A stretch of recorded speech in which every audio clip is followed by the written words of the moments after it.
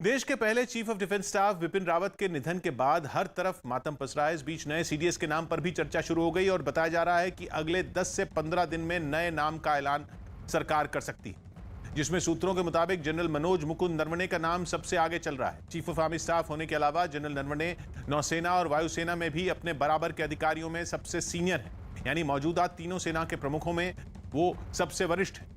उन्होंने 31 दिसंबर 2019 को 27वें army chief के रूप में पदभार संभाला था।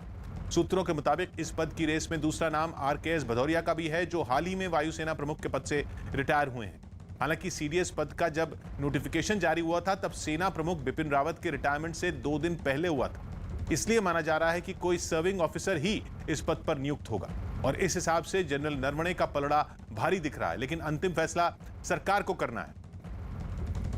हम आज एक उभरता हुआ वर्ल्ड पावर है, न्यूक्लियर पावर्ड कंट्री है, तो हमें ऐसा पोस्ट 1 मिनट भी नहीं खाली रख सकते। तो जिम्मेवारी किसी को दी गई है और जो सीनियर मोस्ट होगा उसको टेम्परेरीली ऑफिशिएटिंग रोल में ये रिस्पॉन्सिबिलिटी जो है, ये जिम्मेवारी दी होगी गवर्नमेंट ने ऑलरेडी। तो मेरे को कोई शक नहीं उसमें, और जो असली में जिसको गवर्नमेंट अपॉइंट करेगी वो चंद दिनों में आपको पता लग जाएगा। संदीप बोल हमारे साथ जुड़ रहे हैं। सभी संदीप, क्या पता चल रहा है इस पर?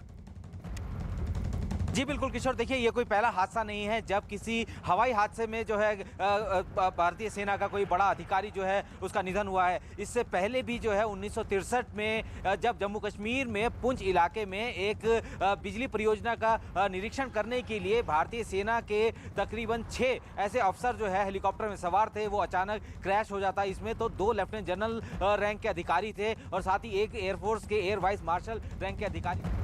तो जैसा संदीप ने बताया, देश के पहले chief of defence staff Bipin Rawat के निधन के बाद हर तरफ मातम पसरा है। इस बीच नए सीडीएस के नाम पर भी चर्चा शुरू हो गई और बताया जा रहा है कि अगले 10 से 15 दिन में नए नाम का ऐलान सरकार कर सकती है, जिसमें सूत्रों के मुताबिक जनरल मनोज मुकुंद नरवणे का नाम सबसे आगे चल रहा है। चीफ ऑफ आर्मी स्टाफ होने के अलावा जनरल नरवणे नौसेना और वायुसेना में भी अपने बराबर के अधिकारियों में सबसे सीनियर हैं, यानी मौजूदा तीनों सेना के प्रमुखों में वो सबसे वरिष्ठ हैं और उन्होंने 31 दिसंबर 2019 को 27वें आर्मी चीफ के रूप में पदभार संभाला था।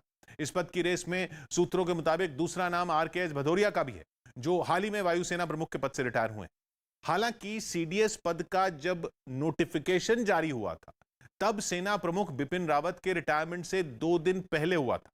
इसलिए माना जा रहा है कि कोई सर्विंग ऑफिसर ही इस पद पर नियुक्त होगा और इस हिसाब से जनरल नरवणे का पलड़ा भारी दिख रहा है, लेकिन अंतिम फैसला सरकार को करना है।